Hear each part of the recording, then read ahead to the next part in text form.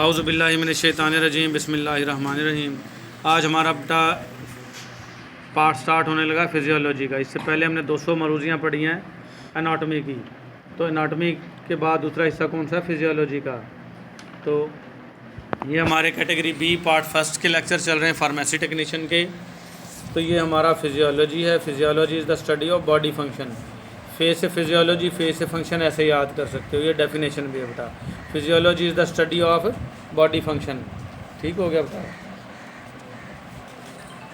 फिर आ जाएगा physiology is drive from to Greek words physis and logy. Physiology है दो यूनानी अल्फाज से मिलकर बना है, फाइसिस और लॉजी से। The word physis mean, physis का मतलब क्या है?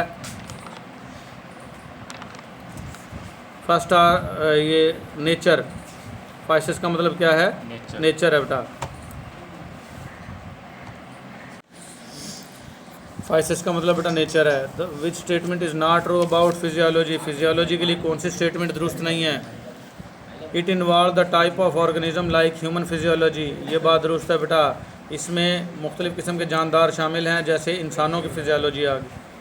Studied the type of organism like human physiology. मुख्तलिफ़ किस्म के जानदारों का मुताला है जैसे इंसानों की फिजियोलॉजी। ये बात भी दुरुस्त है। Studied organisation like cellular physiology. इसमें हम तंजीमों का मुताला करते हैं जैसे सेल का मुताला, सेलुलर फिजियोलॉजी कहलाएगा। ये सारे स्टेटमेंट ट्रू हैं बेटा। It is combination of Latin word.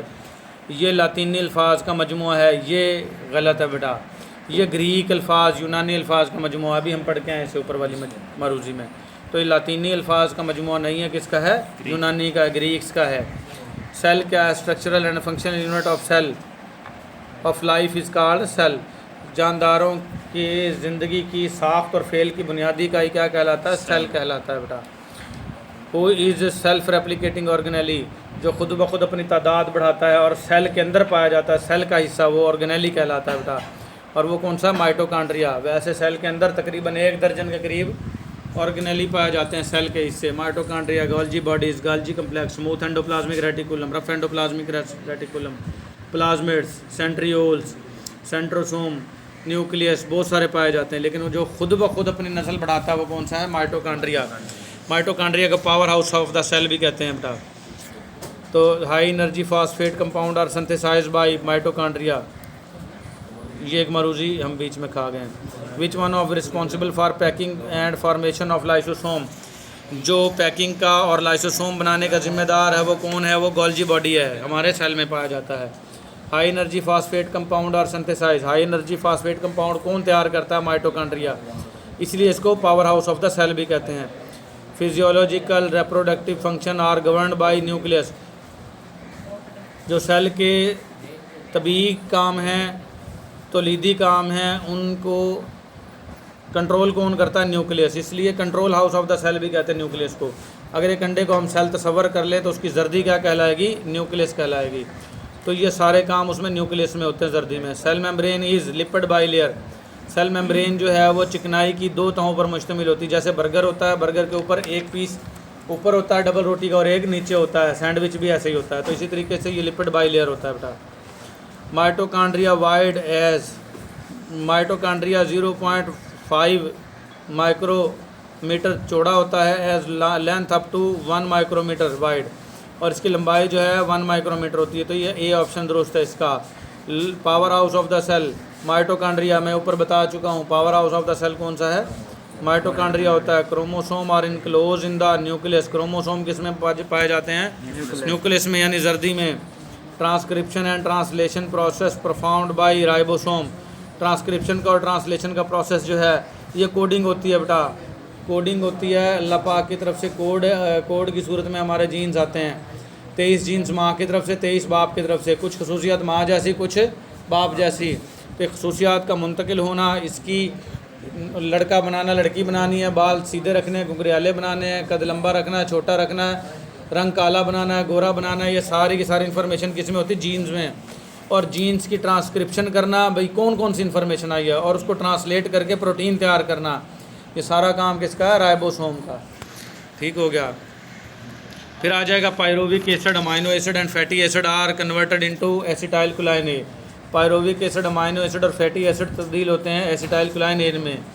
The break down of product of acetyl choline A is hydrogen and carbon dioxide. जब एसिटाइल कोलाइन ए टूटता है, ब्रेक डाउन होती है, तो हाइड्रोजन निकलती है और कार्बन डाइऑक्साइड खारिज होती है। लिपिड्स कहते हैं चिकनाइयों को बेटा, are biosynthesized by smooth endoplasmic reticulum. Lipid यानी चिकनाइयाँ जो है वो सेल के अंदर स्मूथ एंडोप्लाज्मिक रेटिकुलम तैयार करता है।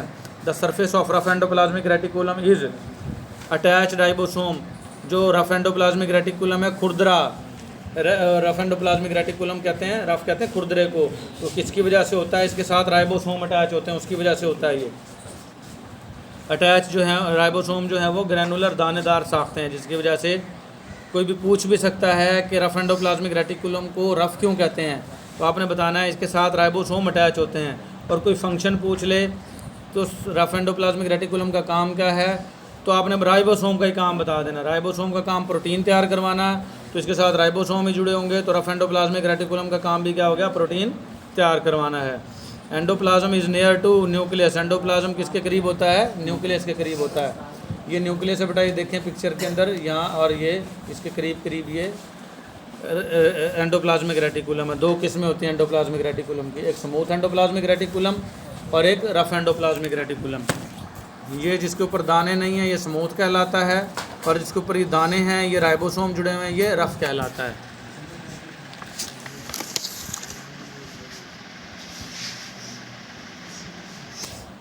अच्छा, endoplasm is near to nucleus, ये हो गया बेटा। Who is located in cytoplasm, कौन सी चीज़ें साइटोप्लाज्म में हैं as a tubular portion, tubular portion की तरह, वो है एंडोप्लाज्मिक रेटिकुलम ही है बेटा। एन ओलिगोसेक्राइड, जो नॉर्मल ओलिगोसेक्राइड्स हैं, are modified by Golgi bodies. इसको तरमीम इसमें कौन लाता है, तब्दीलियाँ कौन लेके आता है, गोल्जी बॉडी लेके आती है। तो आज के लिए हमारा इतना ही बेटा, मिलेंगे हम अगले लेक्चर में। अल्लाह हाफिज़।